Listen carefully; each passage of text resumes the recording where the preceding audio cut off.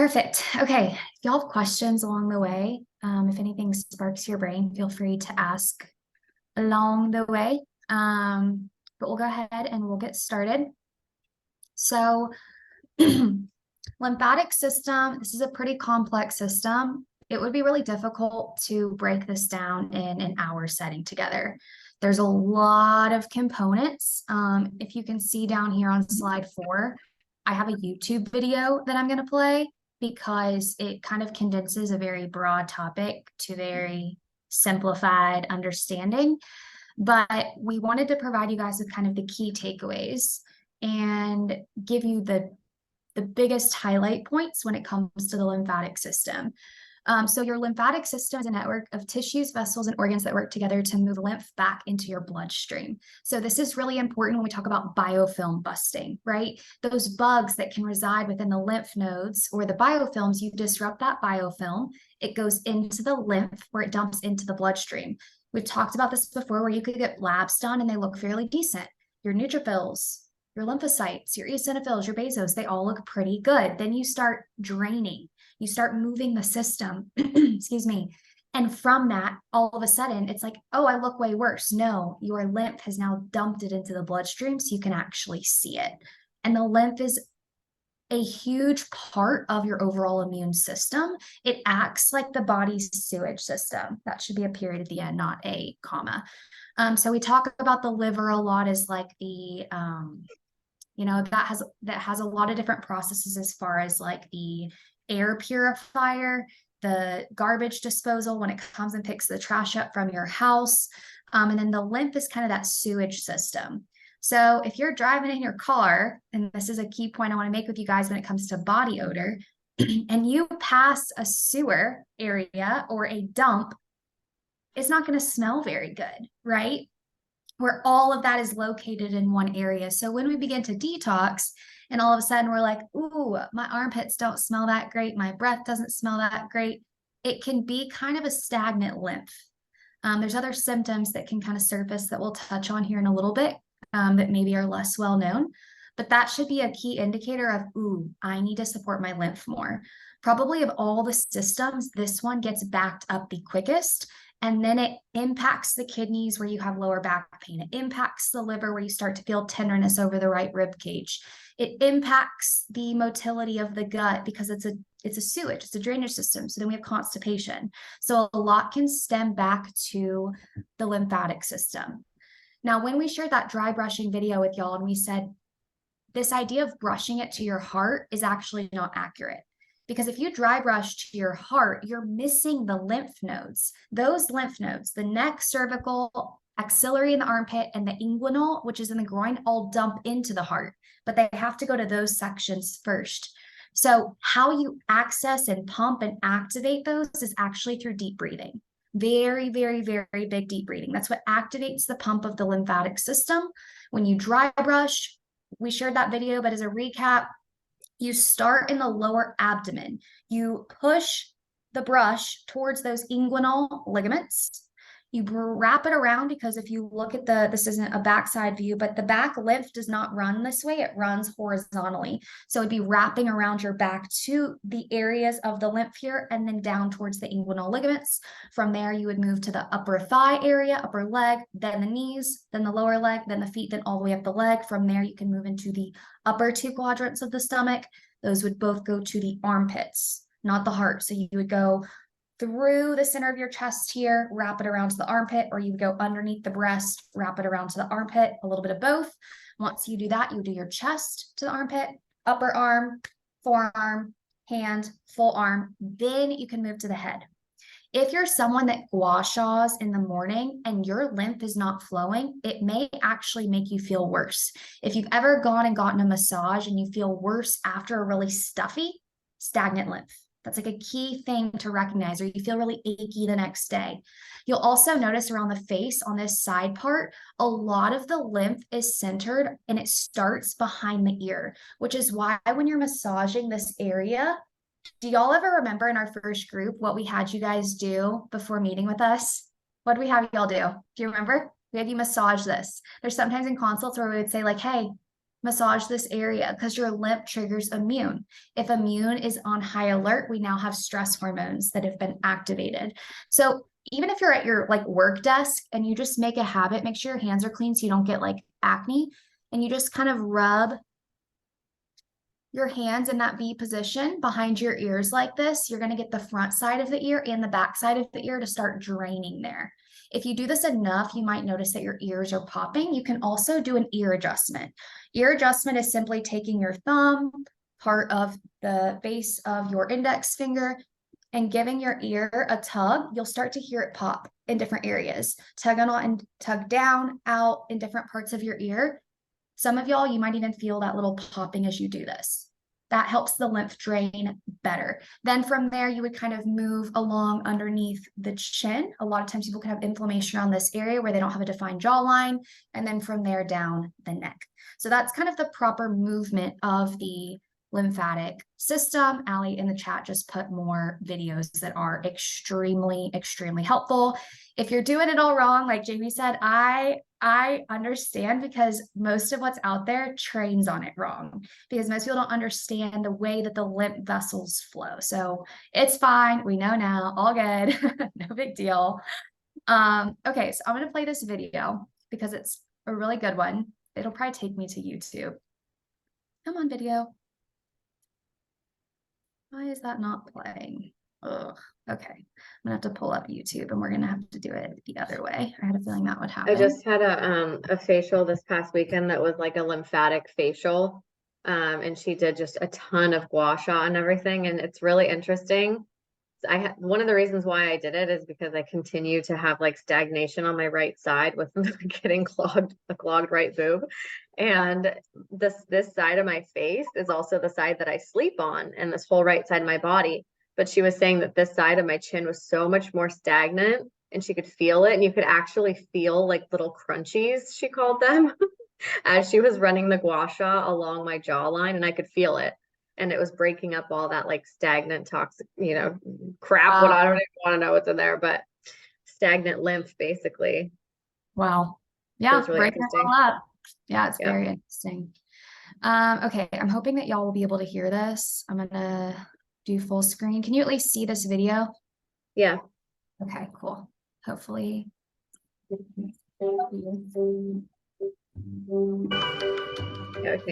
you know your body has its own version of a sewer system for removing unwanted toxins, waste, and excess water from the body? This is called our lymphatic system. Like our blood circulation, the lymphatic system is millions of little vessels that branch or... What? We can't see the video playing now. What about... But whereas arteries and veins carry blood, the lymphatic vessels are much, much finer and carry a colorless fluid called lymph. Our lymphatic system has three main duties. 1. It contains white blood cells called lymphocytes, which are used to fight infection. 2. It acts as a one-way drainage system, transporting fluid from body tissues into the blood circulation. 3. It gets rid of waste products produced by cells. As blood circulates the body, plasma leaves the blood vessels and travels into the body tissues, delivering food, oxygen, and hormones to the cells.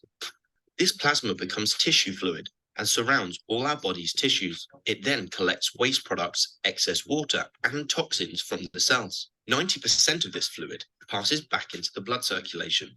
However, 10% of the fluid is left behind and is known as lymph. We therefore need a system to drain this lymph fluid so that we don't end up as a swollen fluid-filled balloon, hence the lymphatic system. The lymph fluid drains into lymph vessels, where it then travels to lymph nodes, which are found all around your body. To stop backflow, the lymph vessels have one-way valves and muscular walls that contract to force the lymph forward. This is happening in millions of little lymphatic vessels in your body every minute of every day. The lymph nodes filter the lymph, destroying or trapping anything harmful.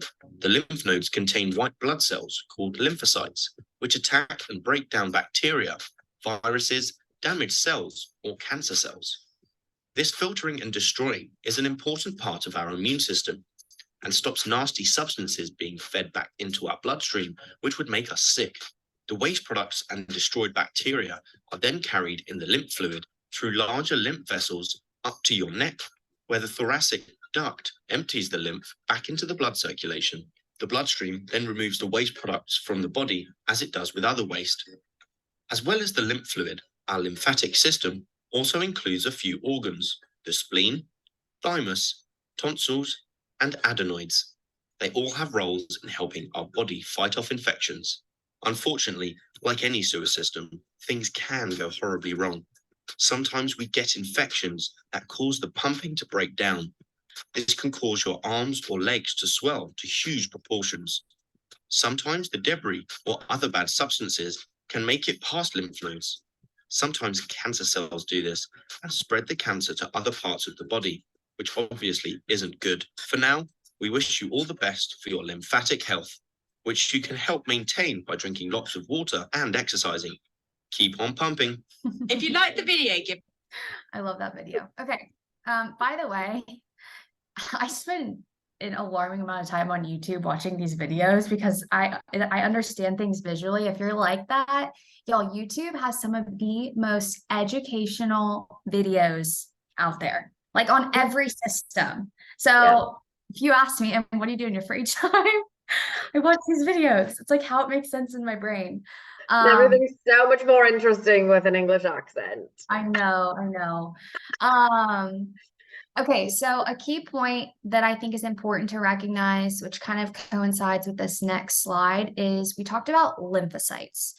We've talked about lymphocytes with y'all in your blood work. You do not want your lymphocytes too high and you do not want them too low. And so when you look at that range of 24 to 42, look at your blood work. Look at kind of where it falls and flows. Is it more at the upper end or is it more at the lower end? You really want it in sort of, as I don't want to say as close to the middle as possible, but look at trends. If you've looked at your past 5 years of blood work and you're like, okay, my lymphocytes were 30 and now all of a sudden they're 27 and then they're 25 and then they're 22. And it took a long time of that progression. And usually they'll be opposite of your neutrophils. So we talk about that pattern of elevated neutrophils, low lymphs being that viral pattern. We've seen that a lot post-COVID. And then the most common pattern we see more of like the fungal and bacterial line pattern would be elevated lymphocytes, low neutrophils. So your health is like a bathtub. Your drainage system consists of bowels, liver, kidneys, lymphatic system. You could kind of throw cellular health into that as well. So this is a picture and explanation from Dr. Cowden from a study. And so the dirty water, the faucets, this is where we talk about foundational health and root causes and how all of it matters, right? And so we have to ask ourselves, what is our body even having to drain? You know, because if we have foods that are not healthy for us and filled with a ton of processed ingredients, and we have a lot of EMF in our life, and we're surrounded by a lot of radiation pollution and toxic relationships, lack of boundaries, toxic emotions, that plays just as important of a role. Polluted air is sort of beyond our control. So what are our controllables? What are not? One of the supports to help with polluted air is, you know, doing routine nasal rinses, having an air purifier in your home, things like that. Antibiotics, herbicides, pesticides, heavy metals. When we trained or had a training for Supreme Nutrition, he even said, like, you may not spray your dandelions, but your neighbors may spray your dandelions. And so having an air purifier in your house can be really, really helpful, but it should not inhibit you from saying, well, I'm not going to go on a walk in my neighborhood because there's pesticide driven and sprayed lawns. Like, it's beneficial to go outside and go for a walk and get sun and all that. And so we want to have healthy food and nutrients as best we can, and a will to live and purpose and doing the things we love and surrounding ourselves with people we love, sunshine, exercise, peace, joy, purified water, fresh air, those all matter. So I think even taking an inventory of where am I at with those? Like, what do my relationships look like? What does my day-to-day routine look like? When's the last time I felt really peaceful and joyful and loving? I think that those things have to be factored in. So, because if they're not, and we're in a lot of toxic relationships and our, you know, environment is not ideal and we are detoxing foreign invaders, we go from normal conditions of the lymph system to, like he said, lymphatic pump failures. So when we are exposed to, and a lot of us here have been in this position, Metals, mycotoxins, biotoxins, fungal stuff, Lyme co-infections, viruses, all of those will cause the pump to fail or like drastically slow down. And so then there's valve failures, and then we have edema, swelling. Someone even asked on a post today, like, is this why in breast implant illness, some people start to have like really severe stagnation? That's part of it. That's a very common thing people experience, where they just feel like they blew up like a balloon. Because that's a foreign invader that's throwing off fluid movement, the immune cells, the normal rhythm. And when that happens, the flow is going to decrease, inflammation is going to go up, immune system is going to decrease, which makes you susceptible to your lymph not being able to fight off those foreign invaders. And so I know this is kind of a complex picture, but that's kind of simplifying what it's trying to say. It's why when you get sick, you have swollen lymph nodes right here. So the lymphatic system, here's just kind of 5 key things it does. I know the videos sum this up really well, but did any of y'all like not realize that part of the lymph system also includes the spleen, the thymus, the tonsils, the adenoids, and the lymph nodes? I think a lot of times we hear lymph and we only think lymph nodes. We don't always assume or recognize that the spleen, the thymus, and the tonsils also play a really important role, which are all very important for immune function. It's also why we tend to see on people's Creating Balanced Health scan when their lymphatic system is compromised and it has like most stressed organs. Often thyroid, thymus comes up, spleen comes up, or tonsils comes up. And so all of those are influencing the lymphatic system. So to support the lymphatic system, yes, dry brushing is important, but we also need to get rid of the infections in the tonsils, get rid of the infections overwhelming the thymus gland, get rid of the things like Bartonella that may be residing within the spleen. So all of that factors into it, removing an interstitial fluid from tissues. It also absorbs and transports fatty acids from the digestive system, as well as white blood cells from the lymph nodes into the bones. APCs, these are your dendritic cells, or that's an example of it, to the lymph nodes where the immune response is stimulated. And then reactions to, as the video said, bacteria, helping protect against those infections through the white blood cells called your lymphocytes, which are going to help rid the body of those disease-causing microorganisms. So elevated lymphocytes in the blood, that is where you're starting to see like we are fighting an acute load before they tend to crash out or they die off or they lose intelligence. Here are some symptoms of stagnant lymph that are less talked about. Yes, swelling, puffiness, all of that, itchiness, all of that plays a role, but so can arthritis, skin conditions, digestive disorders, frequent headaches, sinus infections, or waking up with mucus or just clogged sinuses, injuries that just keep taking place, weight gain and inability to lose it. Lymph can play a big role in that, and then chronic fatigue, low energy. So remember, it does not have its own pumping system. Your lymph is not just going to pump on its own. It needs movement. It needs deep breathing, that deep, deep, deep belly breathing that activates those lymph nodes deep in the abdominal cavities, intestinal activity and movement, the motility of the bowels, muscular actions to create that flow to push the toxins out. Just the simple act of pumping. Right? You pump here, you can pump at the clavicles. Most of the lymph is kind of centered in this area that you're literally activating the pump. When you saw those walls in that video open up, that's what you're doing here. You're pumping your lymphatic system. So just add that even to your daily routine. It can take no time at all. You could be brushing your teeth and using your other hand to pump here. And then once you're done brushing your teeth, use your other hand to pump under your armpits, a little bit of the clavicles, and behind the ears. Really simple way to help keep that pump moving. So here are some common things that can impact the lymphatic system. Borrelia, Bartonella, and Babesia are very common, not only because they can go and infect the lymph nodes, but they can also impact the liver and the spleen and the tonsils. The Lyme spirochetes can go and inflame the nodes and actually block lymphatic flow. So those are very, very, very common. They're also a very common reason people end up needing to remove their adenoids or tonsils because they love this area. People who have potentially jawbone cavitations or dental infections, it almost always comes up positive for Borrelia, Bartonella, or Babesia, or all three, or things like Mycoplasma, Ehrlichia, Rickettsia, other Lyme co-infections. They love this area. Love it, love it, love it, love it, love it.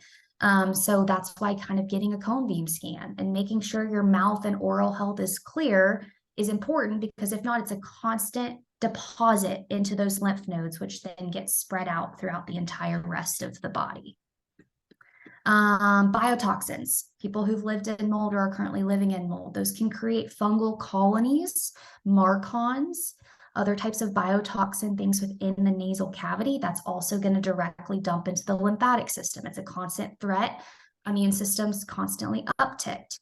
Streptococcus, lymph glands are also depots where microbes arising from these infections throughout the other body will then go back and dump into the lymphatic system. So it'll hijack those vessels we talked about to escape the infection sites, and then it'll end up in the bloodstream. Viruses, bacteria, video kind of covered that really well. Then once the lymph fluid destroys it, it will go and move into the liver and the kidneys. And so this is where you can get backup. If your liver's stagnant, if your kidneys are stagnant, if you're not hydrated, if there aren't enough minerals, if there's liver flukes or stones, it has nowhere to dump. And so then you have a backup. So you may not have a lymphatic issue. It's just going back to the sewage system, the dump. It's backed up. It's like a toilet that won't drain because there isn't water there. Like, you cannot flush a toilet unless there's water. So if you are not hydrated and it's a kidney problem, it's going to get backed up. The stuff is just going to sit in the toilet. It's kind of like a porta potty. So a body that's not functioning from a liver, kidney, or bowel perspective is a porta potty. It's just going to sit there and rot and smell and be disgusting, and the flies are going to cover it. Nobody likes porta potties. Dehydration, lack of physical activity, shallow breathing, all that plays a role. When you breathe really deep, you get rid of excess carbon dioxide. That is a form of detox that people don't recognize as often. And then poor sleep. So when you are, and we'll kind of cover one really big thing that can help sleep that we've touched on, I think, in the past, but there's a lot of information. Your brain, it's called the lymphatic system, and it drains when you sleep. And the lymphatic system gets rid of plaque from the brain, and that only takes place when you are sleeping. So prioritizing sleeping, I call it sleep like a boss. If you need metrics to check your sleep, that's very, very, very important, because if you're not sleeping, the brain's not draining, lymphatic system will get backed up and stagnant. But when in doubt, y'all, like breathing and sleeping, of course, staying hydrated. I feel like a lot of y'all drink enough water. This alone can make a big difference, but it's also the two areas that most people are not prioritizing when you really are truly honest with yourself about it. But your bodies have 3 times more lymph fluid than blood. So the pumping action of just deep breathing, if you said, okay, I'm going to spend 10 minutes a day doing really big, deep belly breaths, that will keep that pumping action happy and moving. And it's so helpful. And then when you're sleeping well, you'll drain better. So, and the podcast that I was telling you I was listening to, they actually did I think it was some type of double-blind placebo trial or whatever with belly breathing. There was 4 different types of breath work that they did, and the outcome was actually to see if it elevated. They were using it in conjunction with the Whoop, which is the same thing as the Oura Ring, and how it significantly elevated HRV in that study, which is super cool. I'm like, okay, I really want to try that. But it makes so much sense, right? If the lymph is moving better, if your body is draining, your body's able to actually perform better on an entire system. Oh yeah, for sure. And then also you can't breathe as well if your nose and nasal passages are blocked. So that plays a role too. I found this really cool thing from Klinghardt, and I actually had this done, not my tonsils, that's the next step, but Jennifer, who is in this group and awesome, she owns a clinic near my house, and they do something called neural therapy. Neural therapy is basically injecting certain areas of the body that have past scars. So like I had my tonsils removed. I have scars from when those were removed. If you had teeth extractions, there's scars there. If you tore a ligament or a knee or you needed stitches, there's scars there. And so you inject the procaine, they'll sometimes follow it with ozone, and this can increase the blood flow. It can help clear out like old debris, old cells. But Klinghardt even said here that he injects tonsils with procaine to open that lymphatic system up. He's even injected the sinuses with it because those biotoxins are created in the sinuses. So if they're going down, they're going to cause issues. So anyways, that is something that y'all might want to potentially explore if you feel like your lymph is really stagnant, is neural therapy, because those scars or the areas where blood flow is being impacted, that will inherently slow down the lymphatic system as well. Okay, we have a whole nother thing we're going to share with y'all about all the things we love for the lymph system, but here's just if you want to dive more into lymph. Allie also just listened to a podcast today. I was like, I love this podcast. So I was like, Allie, you have to listen to this one. So listen to this one, and then Allie will share, I think, in the chat, the one she listened to, if you I want to think listen. Emily shared it because it was the Huberman Lab podcast, but it was actually just kind of like a side note in addition to like that other, it was Sarah Gottfried's hormone podcast, but he had talked about, because they were talking about HRV. So that one's probably where it is, but there's there's so many different types of belly breathing and things, but yeah, I think he compared them here. Okay, cool. All right, so here's y'all's quick sheet. One of our goals in doing this organ series is to leave you guys with quick sheets. That's basically like you'll be able to have one for the lymph, one for the nervous system, one for the liver, kidneys, one for the nerve, like all of the different systems. So this is just a recap of the roles. We kind of covered already some of this, but some of the ones we maybe didn't cover is your lymphatic system is also what delivers fats as fuel for the in-between meal energy in the form of triglycerides. So if you're looking at your blood work and you're like, my triglycerides are high. Yes, it can mean insulin resistance and poor fatty acid breakdown, but also it could mean like, hey, your body needs energy from ATP production that's being impeded due to toxins, infections, and a stagnant lymph.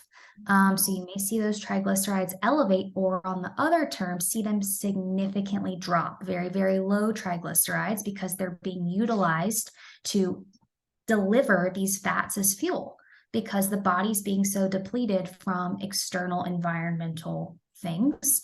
Also, digestion is critical. If we are not digesting our food, we're not taking time to really chew it and cherish it and break it down, the proteins and fats that are too large are going to be picked up and processed by the lymph, and they are directly linked to weight gain. So chew your food really, really well into a paste, relax while you're eating so that those proteins can enter the bloodstream digested. I think the only other one we maybe didn't, nope. Okay, so yeah, 3 pounds of plaque and other toxins from the brain each year. Covered that. Okay. So getting into things that we like. So supports from a food and water perspective, staying hydrated is going to be really, really important. If you still feel dehydrated, IV therapy can be helpful as well to really oxygenate and provide hydration to your tissues. Chia seeds, think about what they do when they're put in water. They're going to expand. That can help, and so can turmeric. So those are kind of our favorites for the lymph system from a food and water perspective. Herbs that are great, and these can be in a tea form, less for the liver to have to break down. Cleavers, astragalus, burdock, calendula, red clover, fennel, nettle, red root. I think there's also a blend called like lymphatic flow or lymphatic detox from traditional medicinals that has a lot of these herbs in it. But I really like to get mine from Mountain. Did I say it right? Mountain Rose Herbs, Allie? Mm-hmm. There's like also an essential oil company that's Mountain something Rose Oils. Okay. And then essential oils. So if you have these essential oils, you can use them with a carrier oil and do them behind your ear. If you're going to use like lemon or orange, I wouldn't do this in the morning because those are photosensitive oils and you can burn if you go out in the sun. But think about those spots that we highlighted, the inguinal ligaments, the deep parts of the lower belly, your armpit area, your clavicles. You could get a carrier oil. You could put it in a little roller bottle. these can help the lymph system flow as well. Supplements. These are the ones we use most commonly. So our drainage essentials, one of the ways we really know this supported lymph when we made it is when people take 1 or 2 before they get in a sauna. They couldn't sweat before, and taking it, they like drip. So that's one way we know it really helps. It can also, like, one of the common things I get from people when they take it is their rings start to fit better. In addition to that, we like L-Drain, Manjustha, Lymphatic from a homeopathic perspective, either Pacana or Lymph Tone from Energetics, or Lymph Drainage from Des Bio. And then Red Root from Mountain Rose Herbs is a very common one that comes up. And then from a lifestyle therapy perspective, dry brushing, rebounder vibration plates, gua sha cupping, ELT. That's the Lymph Star Pro we talked about. So these are, they're sometimes offered at places that do thermographies as like a dual therapy to show before and afters. If you get this is another way to know how your lymph system is doing. If you get a thermography, it'll show you areas where the lymph is not flowing properly. A lot of times people will send me their thermographies and they have a lot of areas that are blocked or stuck or slow around this area and this area, or their whole upper chest, or centered around one area of their breast or underarms. So a thermography will tend to show you where things aren't flowing, and the Lymph Star Pro can go in and break things up. It's also similar to neural therapy, but it's not a shot. It's not as strong, but it is helpful to go in with those electrodes and break things up. Stretching. I talked about nerve glides on my story the other day, but if you have your arm out to the side and you do this, and you even add an element of moving your arm back, that stretching motion also helps the lymph flow, getting your nerves just flowing through nerve glides. You can look up nerve flossing, nerve gliding online. Those are very, very, very helpful to do before bed, so that when you go to bed, your lymph is moving as it should. So even practicing stretching 10 minutes before bed, walking, alternating hot, cold showers. Topical wise, there is something called lymph flow. EJ has an awesome video on this about using that lymph flow cream when you're doing gua sha or massage in those areas we highlighted on the neck and the back of the neck to really help things drain. She uses that with kids all the time. So if you're someone with kids, that is awesome. I know there's other lymph creams. You can try them. I haven't used that one, Allie, but I've used almost all of them, and the lymph flow is the only one I've recognized a difference with so far. Yeah. I know it's super expensive, but like I've tried almost all of them, and that's the only one that's helped. Yeah, the eye tire is one I've used for sore throats back in the day. It's a homeopathic blend. It is on DSS. I think it's a little bit cheaper, but yeah, I have both. Yeah. And then deep breathing we talked about. Okay, so this is huge, y'all. Tight clothing. Please try to avoid it as much as you can. One of the biggest issues for stagnant lymph is underwire bras and tight bras. I know it's not always avoidable, but if you can get ones that are almost like sports bra material, you're going to do yourself a huge service. My friend, actually, she would be a good guest speaker to come on here, that does thermographies. She's great. She's out in Nashville. Joanna, if any of y'all have seen me share her stuff. But when she does thermographies, you can always tell when they wear an underwire bra because of the stagnancy that takes place underneath the breast. So I would not, I don't think I even own an underwire bra. I don't even wear a bra. I was gonna say, like, I just switched to, because I've been so sensitive to clogs while breastfeeding. I honestly just wear, but I'm a very small person, so like it's not really a big issue for me. But I just stopped wearing them altogether. Like sports bras, it doesn't matter. I just wear like a tighter top.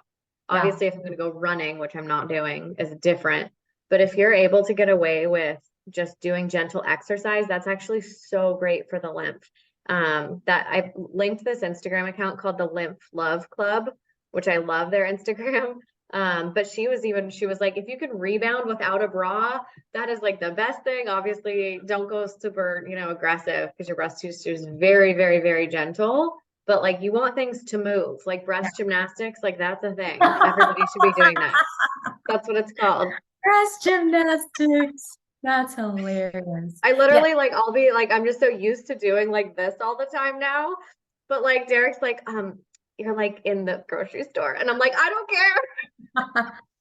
That's hilarious. I gotta get in my breast gymnastics. I use bralettes too. Free People does have some great bralettes. The one that I wear, even that doesn't even look like a bralette, it looks like a tank top, is from Free People, and it's not like this the lacy one. They're like the material of their tank tops.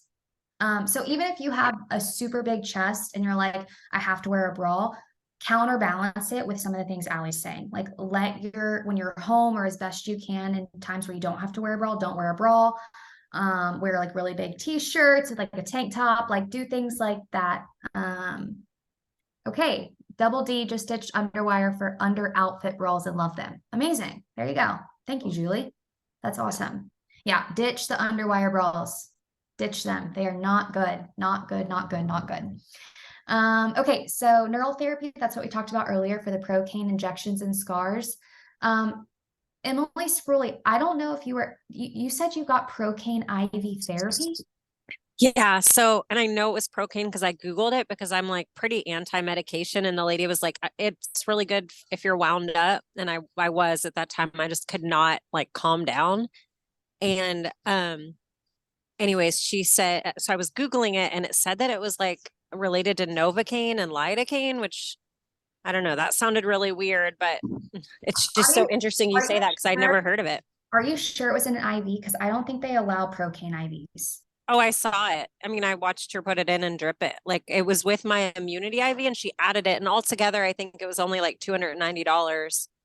I can send you like, I think I might even took a screenshot of it because I was like, that's weird that it's like a medication. Like, I'm like, am I going to be okay to drive home? Am I going to be numb? And she said, no, it's not like that. But I don't know. I really did. I felt like I was stuck in like a lymphatic overdrive or something. I really snapped at my kids. I felt like I couldn't breathe from the cold.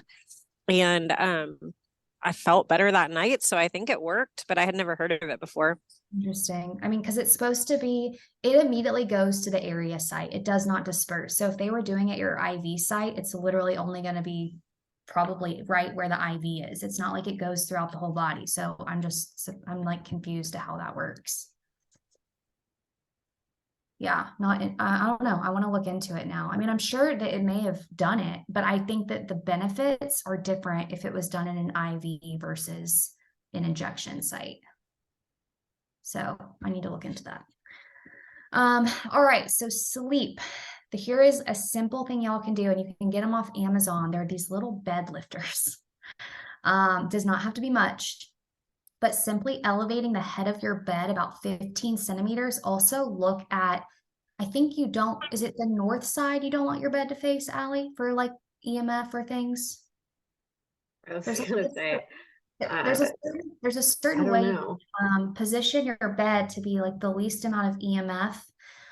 Obviously you want to keep it away from the wall or anything where the EMF is set up, but you can buy off Amazon little risers. They're itty bitty that you can put on both sides of like the pegs of the head of the bed, which can increase your delta sleep and improve sinus issues, improve overall brain function, lymph drainage.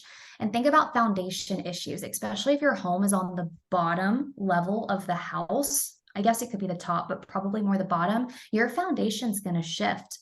And so think about if in your room, if it's shifted a little bit this way and this is the head of your bed, you're now like having to go upstream. It's kind of like trying to, on a hospital bed, give birth and the baby's having to go upstream versus squatting or being in a different position. So that could also be contributing to poor sleep quality as a negative side. So that's something to think about. And then I would have never believed somebody if they said ozone therapy through vaginal insufflations helps your lymphatic system.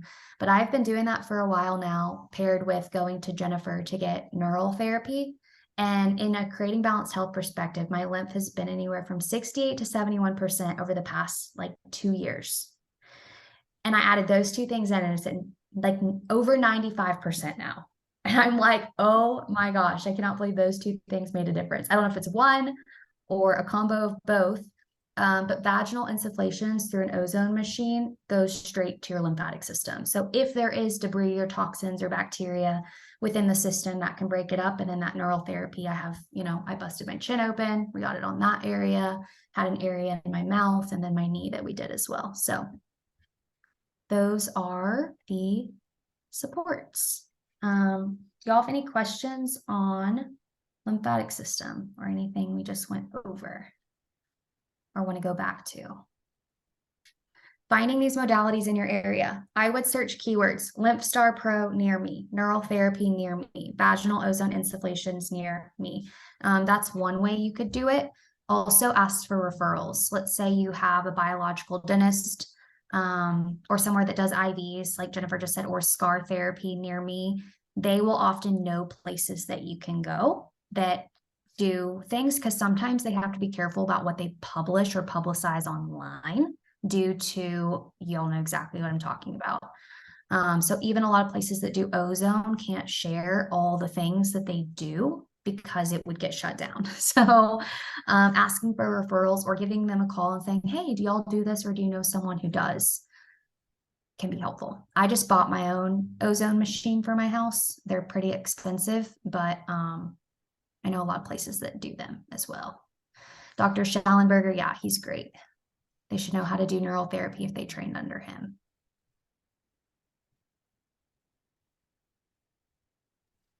And I'm curious, right now I'm looking and this is Kristen, by the way. How are you today? Happy Monday. Happy Monday. So right now I'm looking at the last blood work that I had, and the lymphs are 52, neutrophils are like 34 or 40.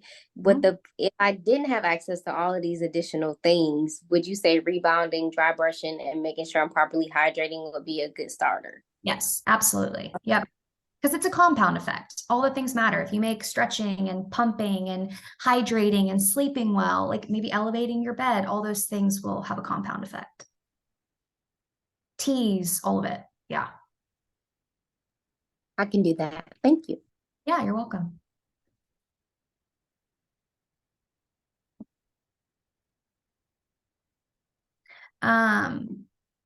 Random. I was looking at the notes on my lymph thing, and y'all, I'm not on TikTok anymore, but apparently right now the thing that's going around is shower onions are TikTok's latest trends. Not as absurd as it sounds. Don't eat the onions, but it soaks up the odor. I just cannot. There's also a bunch of people on TikTok parasite cleansing right now in all the ways you shouldn't. All these viral trends. A mess. Total mess. All the things y'all know, I feel like people will catch on in 10 to 15 years, and you're gonna be like, why is this just now a thing? Yeah, TikTok is a disaster.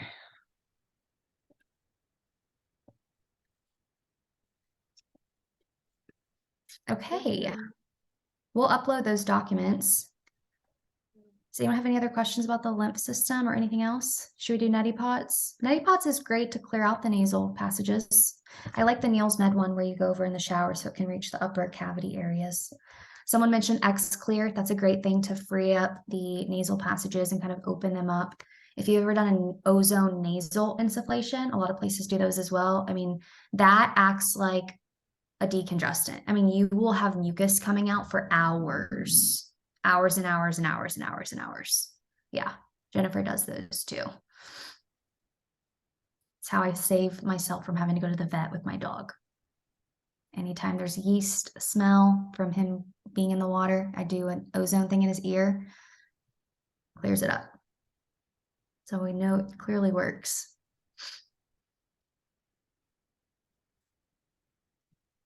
Cool.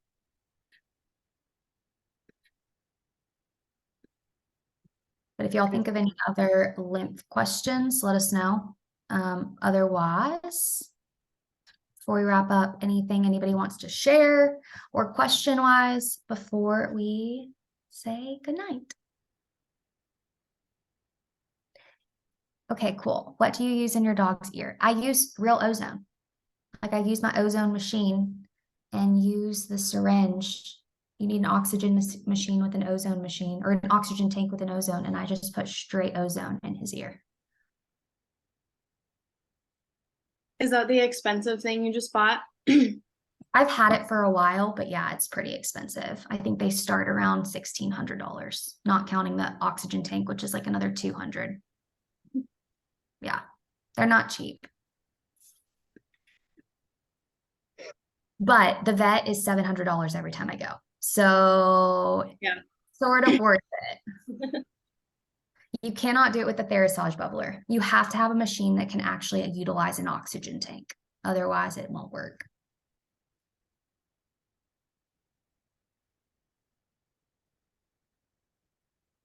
If you had lymph nodes removed in surgery, I think it would probably be similar, Tracy, as like, how many of y'all have had your tonsils removed? I know I'm not the only one, or the adenoids. I feel like several of y'all have. Yeah. I just have to be more meticulous about herbs and ozone vaginal insufflations and getting ozone IVs and staying on top of hydration and massage and stretching. But I can tell all the time when I'm not on top of it because I'll feel puffier. I will literally, my rings fit tighter and I feel puffier when I am not optimizing this stuff. It's also why, like, after a run, I always swear, like, because not that you have to run super intense, but you're moving everything. Like Allie said, when you're running, all the areas of your body are like shaking and moving. That doesn't always happen if you're not doing that. Jump rope's another good one. Jump rope's a really, really good way to move your lymph system. I always feel like I'm less puffy and inflamed after a run or something where I'm doing a lot of bouncing. Rebounding is a gentle option. So I'd say Yeah, it's I probably really think sticking to like, I mean, it can get complicated, but if you're sticking to the basics, even like 3 to 4 times a week with dry brushing, the hot cold showers, gua sha facial stuff, and water, minerals, like that's gonna take care of a lot of the heavy lifting, especially if you do it consistently. It doesn't have to be overly complicated. yeah. Some people might need more than that, but as a baseline, you know, that's good. Yeah. Cold sore breakout. So we like topical ozone. I swear ozone is good for everything. Lysine, L-lysine is good, and monolaurin are probably our favorites. Red light therapy may also help as well. And then recommendations for a good menstrual tracking app. I like ones where you can use basal body temperature and like be able to track cervical mucus. Allie, what's the name of the one you use? I synced my Aura ring to the Natural Cycles app. But now Aura is even doing it within their app, so I don't really do that anymore. But I used to use Kindara, which I really like, and you can insert temperature if you wanted to, and everything cervical related. Kindara with a K. Yeah, that's a good one. I just use my flow with I take my temperature in the morning. Sometimes under my armpit. Does it match what your ring says? For the most part, but remember my ring is the first generation model from like 4 years ago. And so the good thing to that is I don't have to pay a monthly subscription because it's the OG model. The negative side effect is it doesn't tell me my actual temperature. It only shows me the trends. Got it. But it is what it is. Yeah, I don't know. I can't speak to how accurate it is because I don't have a period yet from breastfeeding. It just asks me every week if I've started my period and I keep saying no, so I have no idea. Yes. TBD, I'll let you know. Do you guys like the R ring? Oh, I love it. Love it. Freaking love I'm it. obsessed. Yeah, But I am like too. numbers and I like data. Yeah. If you don't like numbers or data, you won't like it, but I love it. Like I base all my workouts off my readiness score and my sleep scores. And like if my HRV is down, I prioritize more rest and recovery.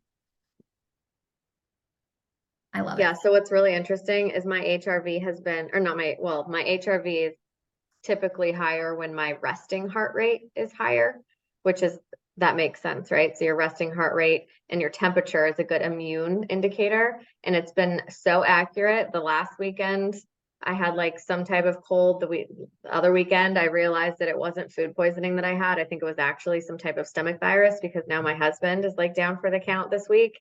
And my resting heart rate has stayed high. But I'm like, that's so weird because I'm better. And then he was up last night throwing up. And I was like, that's interesting because my resting heart rate is still high. So it's like my body has now recognized this virus that is like somehow like living in my house and it's still higher, even though I feel better. It's like my body is still doing stuff. So like I can see and correlate it to how accurate it really is. It also shows you your lowest heart rate point of the night, and you always want it in the middle of the night. If it's too far to your waking time or too close to your falling asleep time, there's different patterns that will show you that you're in a fight or flight state. Yeah.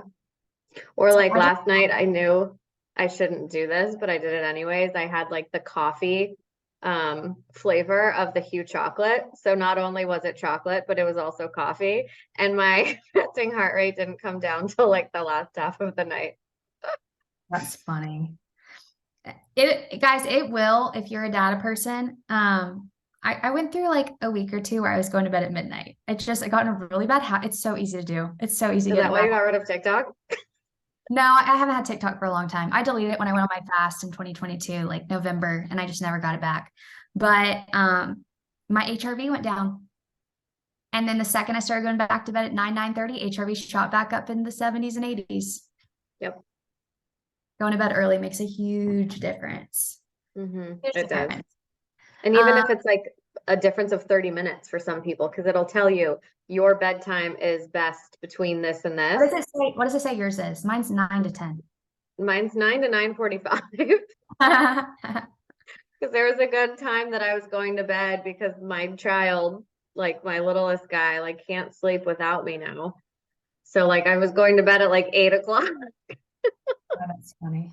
which is kind of interesting because it like learns your personal trends. So like Emily can have a higher resting heart rate and she might end up having a better HRV, where mine is like sometimes really, really low. And so high for me, it's different for each person. Yeah. But yeah, Like, it does tell you how to like, your resting heart rate's very low. Mine hovers Super 58, low. 60. Yours is in like the 40 something. mine, yeah, my average or like I'll hit like 46 sometimes, which is really pretty low. I don't know. But That's- yeah, normally it's low 50s and it's been in the high 50s, which has totally reflected my readiness score, which means that I've been doing less cardio and I've been doing more weights. Yeah. No. Prabha's question. That's really funny and comment. So it doesn't feel like anything really. Now, if you have an infection, it's going to burn like a MF.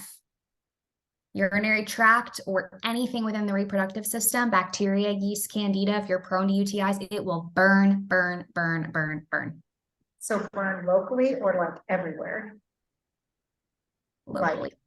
Locally. Yeah. If it's like. How long does Right, that or- last? Yeah. Until the infection goes away.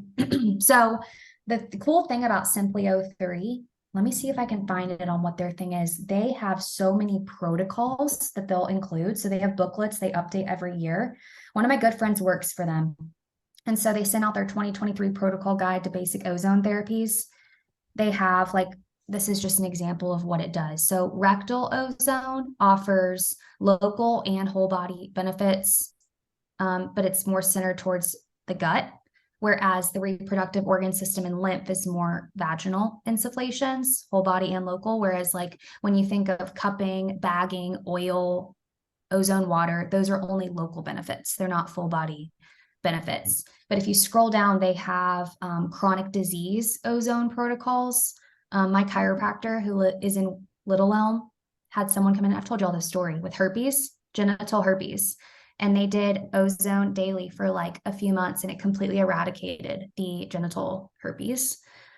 But they have protocols for ear infections. So it says 5 times per week for 1 to 2 minutes if under 100 pounds, setting 8 to 10. They have one for UTIs or vaginal infections. So for a UTI, it's 3 times per week for 5 minutes, setting 6 or 8 until it's gone.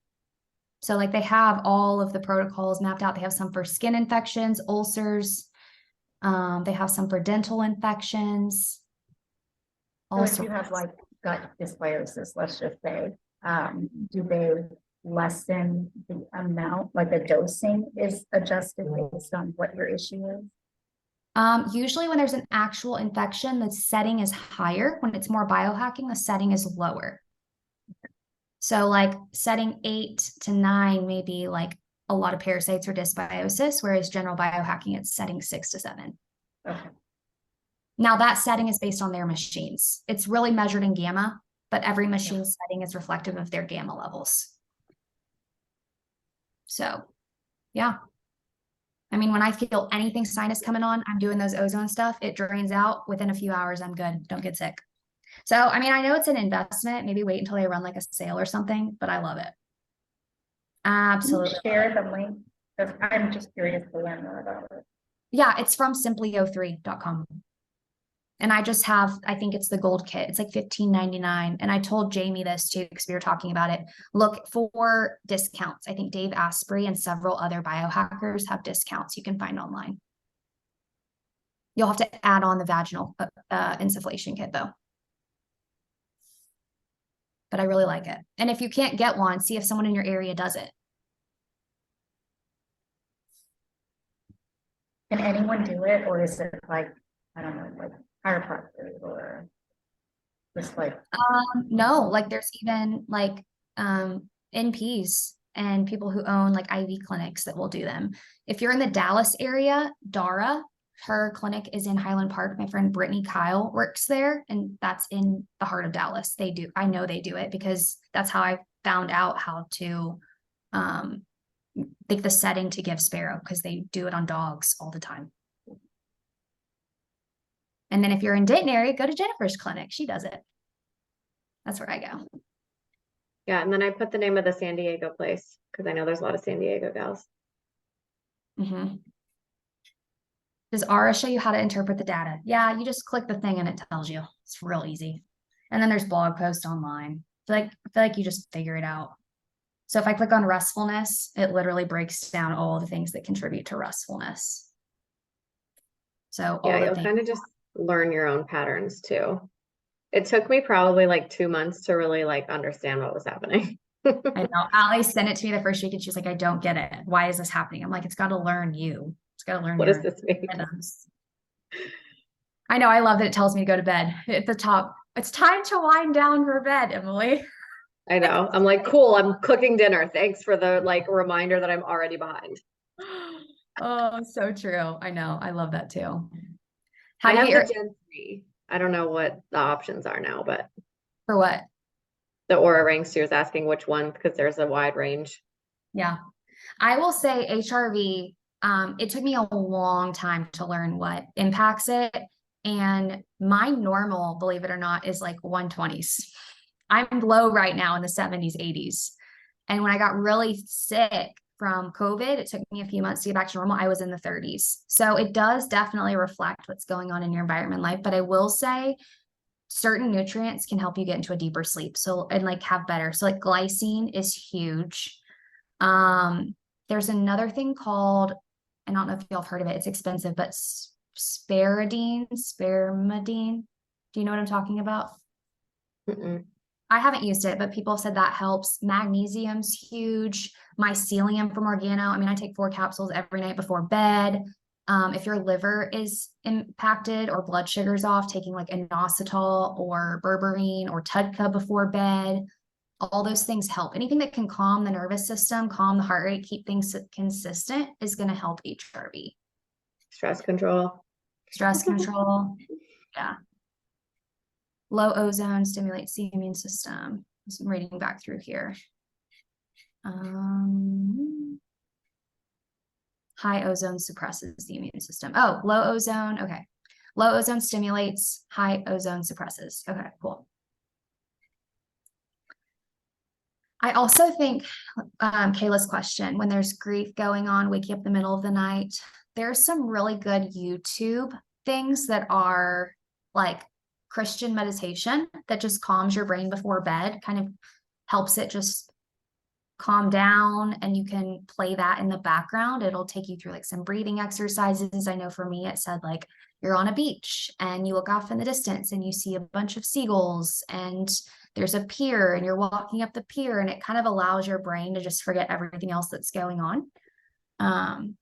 So that might be helpful too. Journaling before bed, I think, can help. PS 100 can help. Yeah, phosphatidylserine is also in our stress control.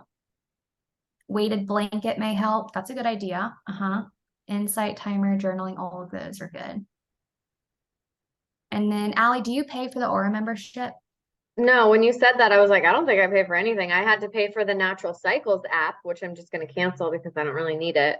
But that was one reason why I was really curious about getting it, is because it was going to help me track my cycles and Yeah. fertility stuff. Jamie, how much was the lifetime? Because like when I got it, they didn't have membership options. Remember? When they did this, so I had the first generation, like, and then when they did like the second generation that came out with the membership, they had like a period of time where if you bought it, you just got the lifetime membership. So I just have it, so I don't pay anything. That's cool. Yeah, I wonder if I do and I don't know it. I'm like one of those people that will pay for something like $7 for like 20 years. And I'm like, I had no idea that was happening. Wow. I was doing that with Hulu. I just saw it the other day. I've been paying for Hulu for years. I can't tell you the last time I used Hulu. Annoying. Like, that's pretty, yeah. We might have to do a whole thing on ozone. Jennifer may have to help me educate on it though. Because it's good. We recommended it to several of y'all. I love ozone. I did it a few times. Love Can I it. I ask did a the rectal question? ozone. That was fun. I feel like the answer is going to be it's in the resource kit. So I probably should just go look. But since I have y'all, does anyone have like a gold standard of whole house? We have to remediate the mold. And so we have to get like a small, not small enough, but small home renovation loan. And so I told my husband, I'm like, we really should just do like a whole house water filter while we're at it.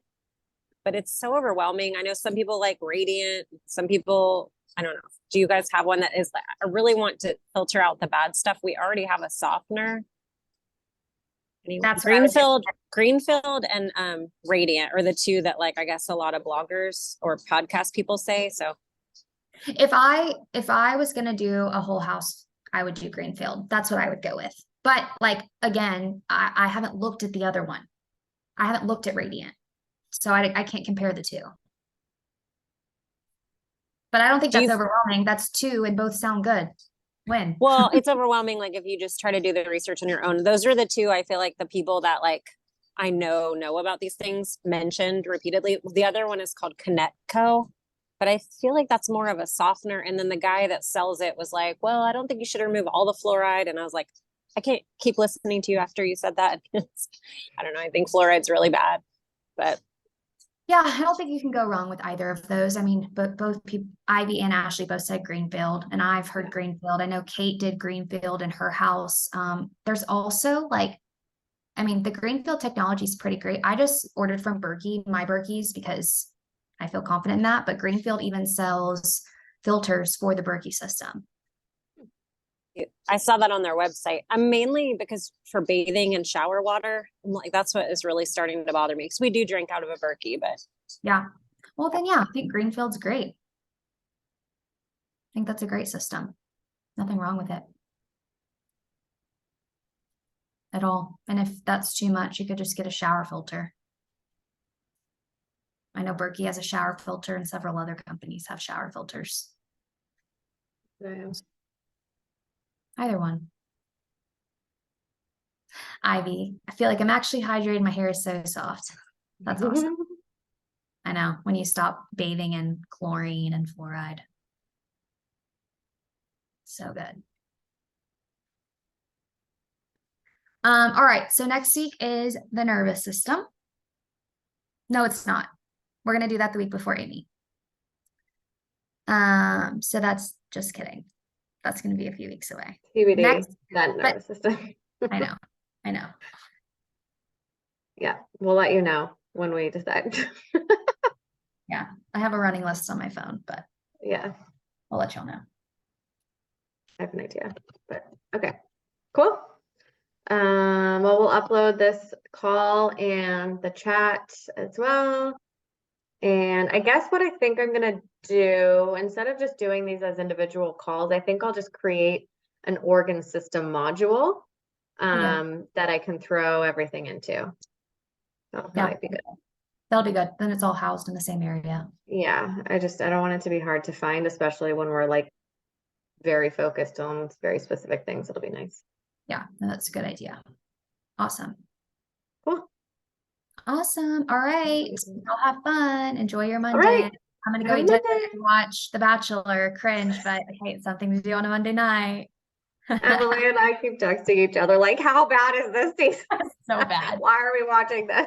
It's fine. Monday night comedy. It's good, yeah. Okay. Have a good week, y'all. Okay. See ya. Okay, Jamie, I will.